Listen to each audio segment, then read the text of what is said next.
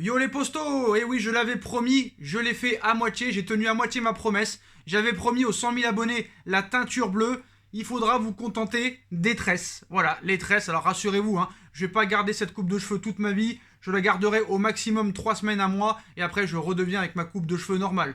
Mais c'est vrai que j'avais promis il y a quelques mois, si j'arrivais aux 100 000 abonnés, j'allais faire la teinture bleue. Mais quand le coiffeur m'a expliqué tout ce qu'il fallait faire pour la teinture bleue, franchement, je le sentais pas. Alors je me suis dit, je vais tenter autre chose, et j'ai toujours voulu tenter et avoir des tresses. Alors je me suis dit, pourquoi pas. Alors peut-être que je suis ridicule, peut-être que je suis moche, mais en tout cas, voilà, c'est pas non plus catastrophique. Je vais garder ça pendant 3 semaines à moi. Ça va se moquer de moi, ça va me dénigrer, ça va m'insulter, mais peu importe, ça ne me touche plus depuis bien longtemps maintenant. Et ceux à qui ça plaise, bah tant mieux. En tout cas, voilà, c'est pas si catastrophique que ça. Voilà, la couleur bleue, désolé pour ceux qui sont déçus de ne pas avoir la couleur bleue, mais c'est quand même quelque chose, donc j'ai quand même tenu mon pari à 50%. Voilà les postos. On en vient maintenant aux choses sérieuses. Le mercato qui sera officiellement ouvert le 9 juin prochain, c'est-à-dire dans moins de 3 jours. Du côté du Paris Saint-Germain, ça va vraiment s'accélérer du côté des départs, mais aussi des arrivées. Une officielle va être officielle vraiment dans quelques jours, voire quelques heures. Une deuxième arrivée aussi pourrait être possible dès la semaine prochaine. Des départs, on va parler du mercato de tous les clubs européens. Mais on commence les postos. Déjà, je voudrais vous remercier, parce qu'on est presque 2000 abonnés sur mon autre chaîne SB Foot News.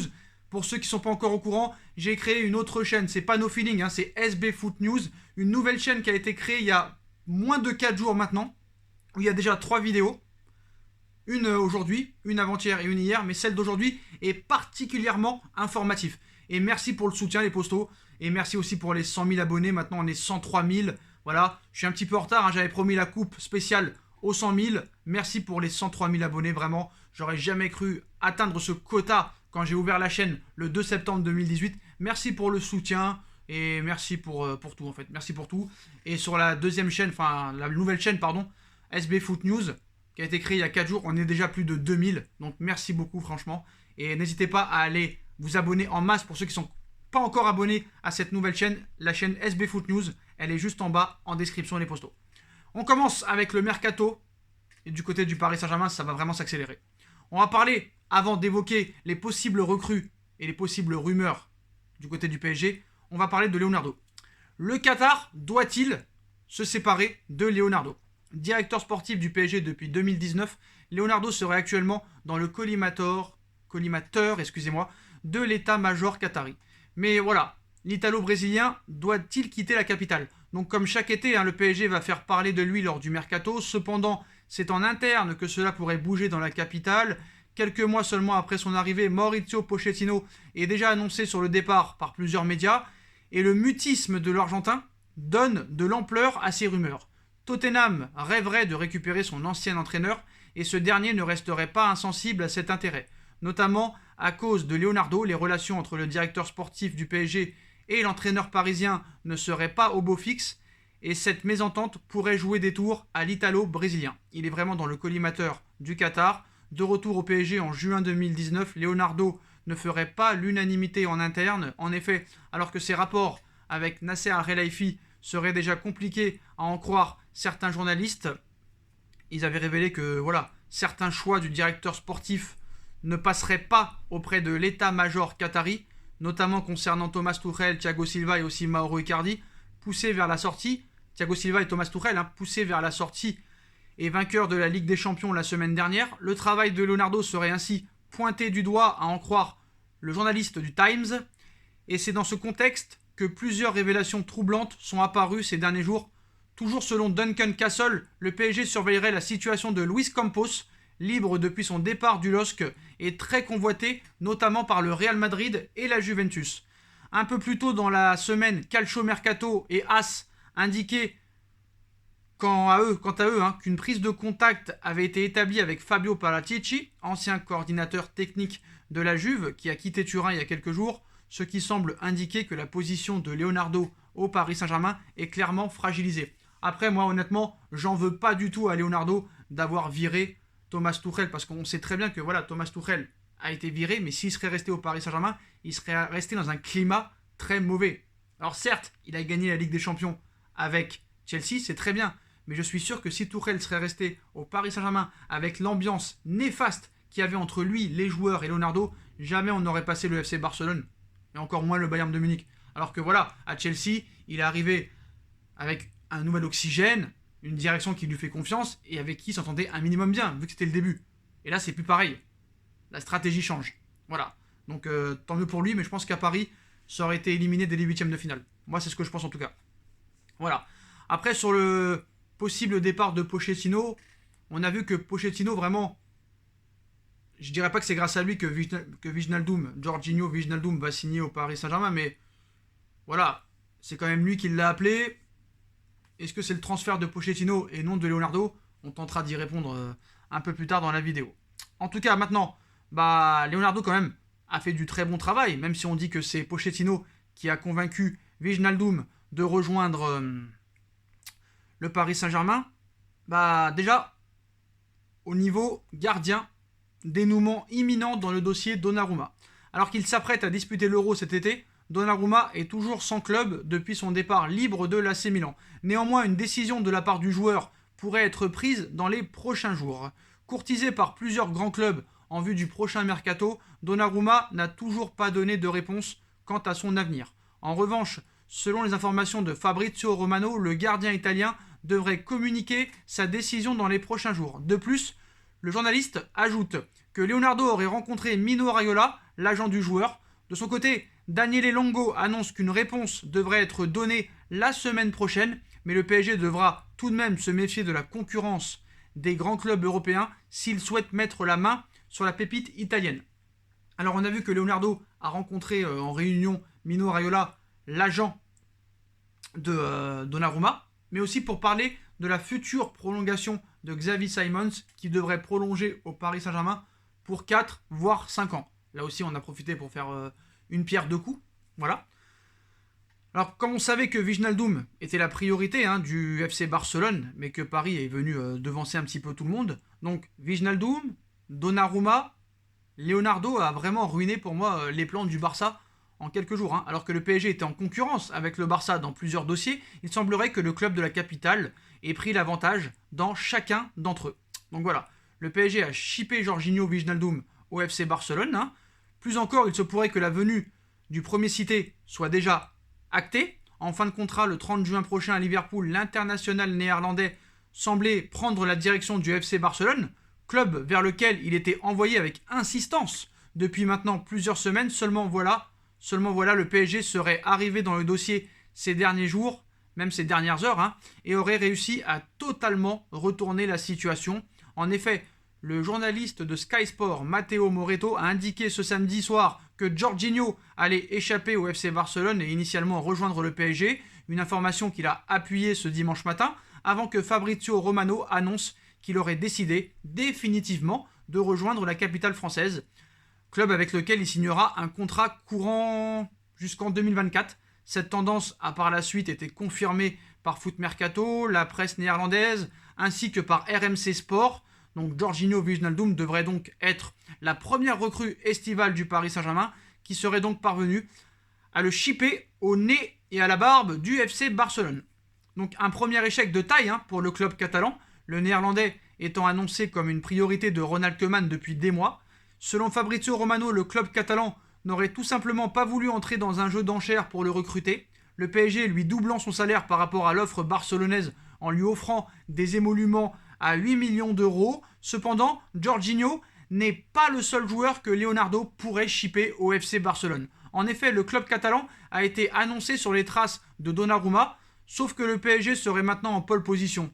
C'est tout du moins ce qu'annonce Foot Mercato ce dimanche en fin de journée. Le média français précise que les contacts se seraient intensifiés entre Léo et Raiola, l'agent du portier de l'AC Milan, en fin de contrat dans moins de 3 semaines maintenant. Le PSG voudrait ainsi rapidement boucler l'opération face à la concurrence annoncée du Barça et de la Juve.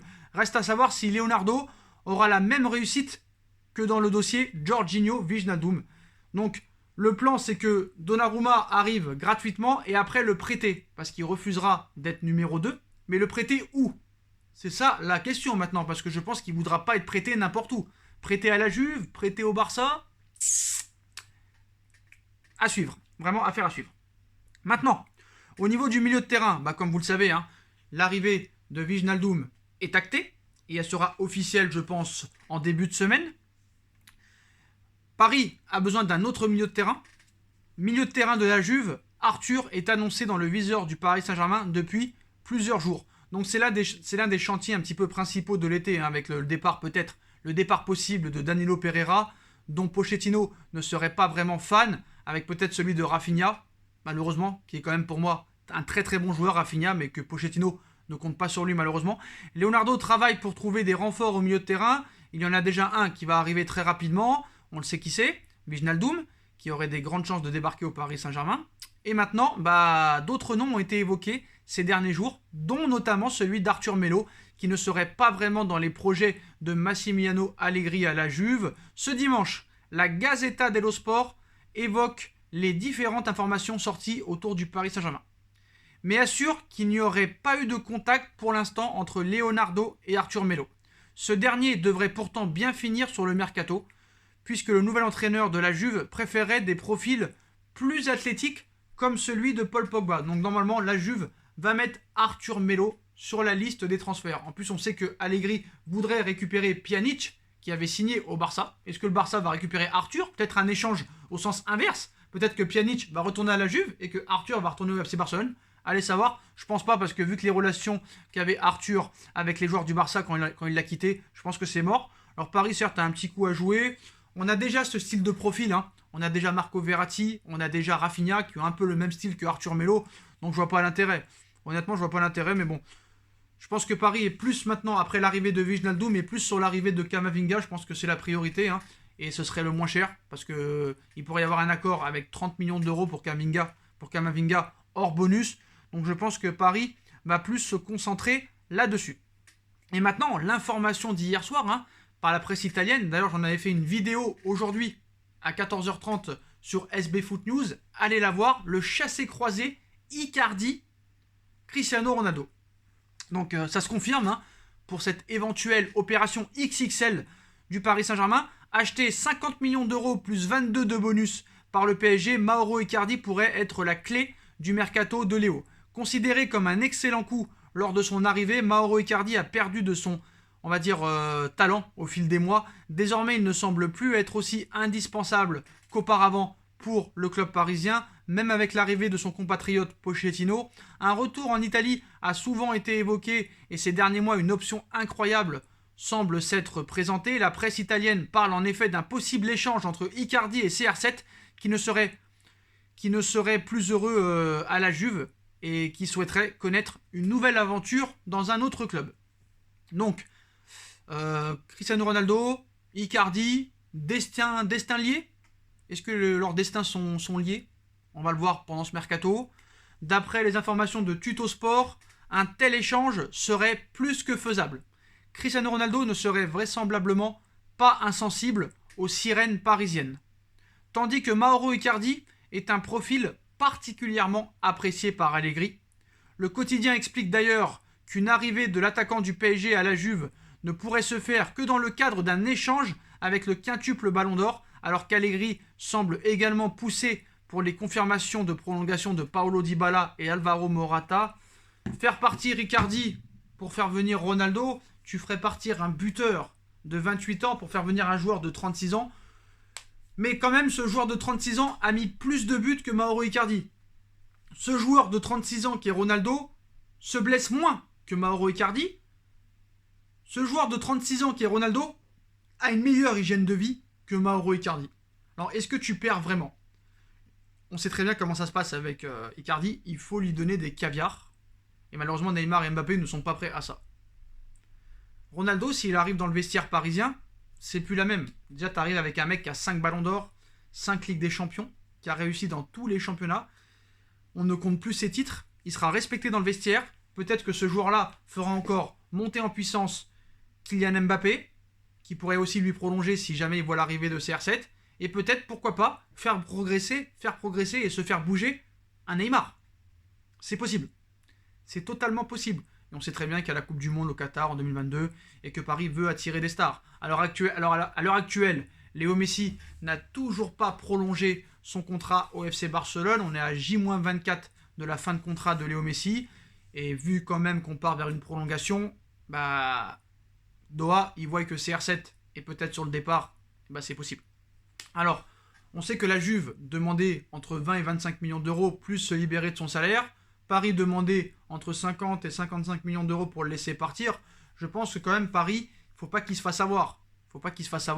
Je pense que Paris devrait demander une contrepartie en plus d'avoir Ronaldo. Je pense que Ronaldo plus 15 voire 20 millions d'euros pour Icardi, ce serait pas mal si vraiment ils le veulent. Mais il ne faut pas qu'on passe pour des pigeons. Par contre, il y a un truc que j'ai pas aimé, c'est certains propos sur Jorginho Wijnaldum, qui va être la première recrue parisienne.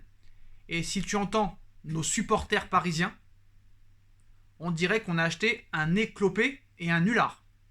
On parle d'un gars qui a joué 38 matchs sur 38 en première ligue sous Jürgen Klopp.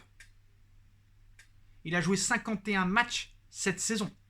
Il a gagné la Ligue des Champions en 2019, finaliste en 2018.